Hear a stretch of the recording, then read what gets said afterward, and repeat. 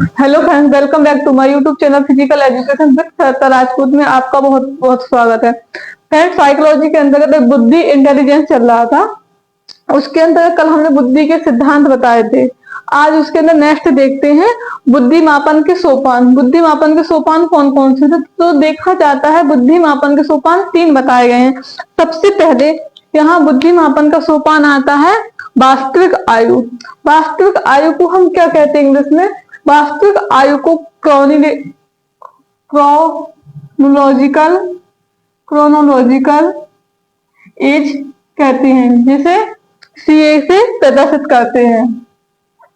जो हमारा वास्तविक आयु होता है उसे हम क्रोनोलॉजिकल एज कहते हैं, जिसे हम सीए से प्रदर्शित करते हैं। इसके बाद नेक्स्ट दूसरा सोपान आता है मानसिक आयु। मानसिक आयु को हम क्या बोलते हैं? मानसिक आयु को हम मानसिक आयु को मेंटल एज बोलते हैं। मानसिक आयु को मेंटल एज बोलते हैं, जिसे हम एमए से प्रदर्शित करते हैं।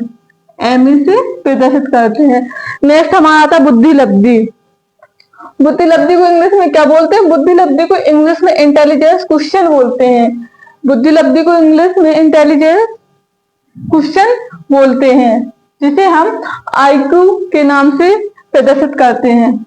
पहला है हमारा सीए, फिर एमए, फिर आईक्यू।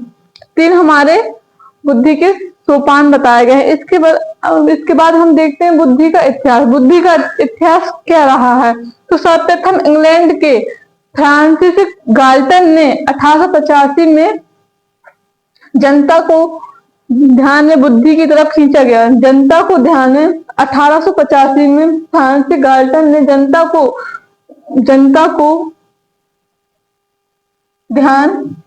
का ध्यान बुद्धि की ओर खींचा गया या आकर्षित किया गया। कब किया गया था? 1885 में। किसने किया था?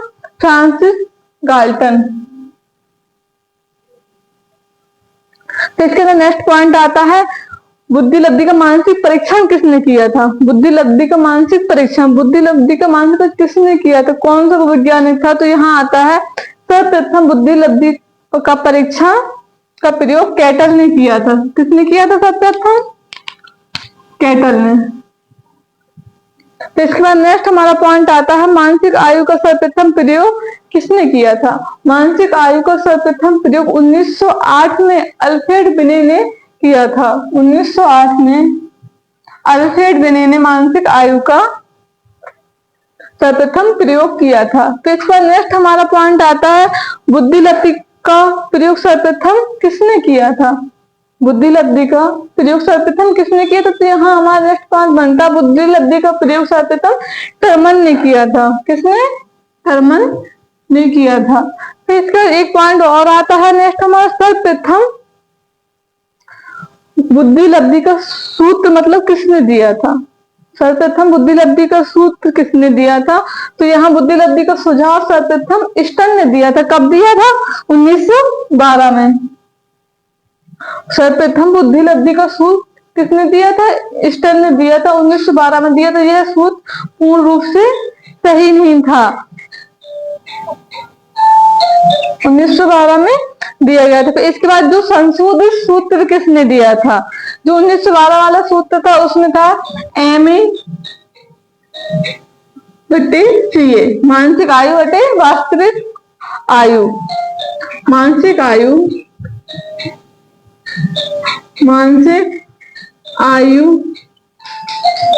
बटे वास्तविक आयु। मानसिक आयु बटे वास्तविक आयु। यह सूत्र किसने दिया था? स्टर्न ने। इस मानसिक आयु वास्तविक आयु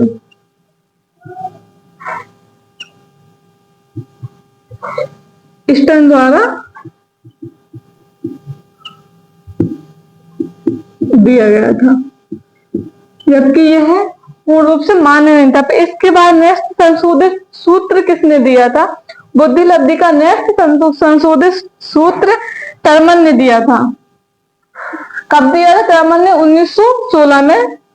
1916 में संशोधित सूत्र थर्मन ने दिया था। थर्मन का सूत्र था मानसिक आयु बटे वास्तविक आयु इंटू 100। मानसिक आयु मानसिक आयु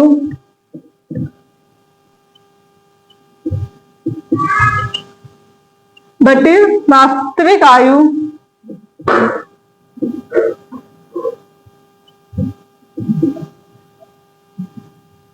इंटू 100। यह सूत्र पूर्ण रूप से मान्य किया गया है। जो मानसिक आयु होती है वह बच्चे की मेंटल क्षमता देखी जाती है। बच्चे की मेंटल क्षमता क्या होती है, जो मेंटल क्षमता होती है उसे हम मानसिक आयु से नापते हैं। जैसे 4th क्लास का बच्चा है, अगर उसने 4th क्लास की बुक सॉल्व की है तो वो मानसिक आयु उसकी सही होगी। अगर वो 4th क्लास से 6th क्लास की बुक सॉल्व कर रहा है 4th क्लास का बच्चा, तो उसकी आयु कहीं ना कहीं तेज है। वास्तविक आयु वह होती है क्रॉनिकल एज, जिसमें दिन, माह और तारीख का पता किया जाता है। इसके अंतर्गत दिन, माह और वर्ष का पता किया जाता है। वर्ष का पता किया जाता है किसके अंतर्गत? वास्तविक आयु क्रोनोलॉजिकल एज के अंतर्गत इंटू 100। फ्रेंड्स, अगर हमारा वीडियो पसंद आया हो तो उसे लाइक करें, सब्सक्राइब करें, अपने दोस्तों के साथ शेयर करें।